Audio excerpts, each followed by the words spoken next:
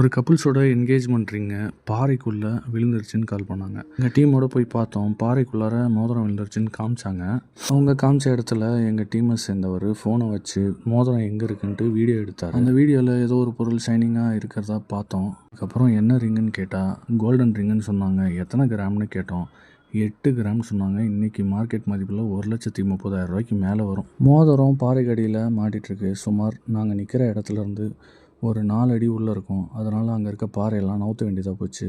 இதுவே தரையாக இருந்தால் ஜேசிபிலாம் வர வச்சு அந்த பாறையை நவுத்திருக்கலாம். அந்த இடத்துக்கு ஜேசிபிலாம் வராததுனால எங்கள் கிட்டே இருக்க கயிறை வச்சு பாறையை கட்டி கொஞ்சம் கொஞ்சமாக சுமார் ஒரு அரை மணி நேரமாக அங்கே இருக்க பாறையெல்லாம் நவுத்திட்டு மோதிரத்தை தேட ஆரம்பித்தோம். வெயில் அதிகமாக இருந்ததுனாலையும் பாறைங்க ரொம்ப வெயிட்டாக இருந்ததுனாலையும் பொறுமையாக தான் இந்த வேலையை நாங்கள் செஞ்சோம்.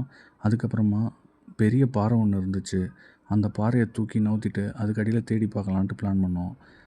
பாறையெல்லாம் நவுத்திட்டு அந்த இடத்துல உட்காந்துட்டு அடியில் கைவிட்டு தேடும்போது எங்கள் டீமை சேர்ந்த சிவராஜன் மோதிரத்தை எடுத்தார்.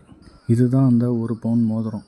இந்த மோதிரத்தை எடுத்ததுக்கப்புறம் அந்த கப்புள்ஸ் ரொம்பவே சந்தோஷப்பட்டாங்க. மோதிரத்தை எடுத்த உடனே அந்த பையன் கையில் கொடுத்துட்டோம். பத்திரமா பாக்கெட்டில் வச்சுக்கப்பா, மறுபடியும் பாறையில் போட்டு தேட விட்டுறாதுன்னு சொல்லிட்டு கப்புள்ஸ் கூட குரூப் ஃபோட்டோ எடுத்துக்கிட்டு பாறையில் நடக்க ஆரம்பித்தோம். அடிக்கிற வெயில் தாங்காமல் 3 நாய் கடலில் குளிச்சுட்டு இருந்துச்சு.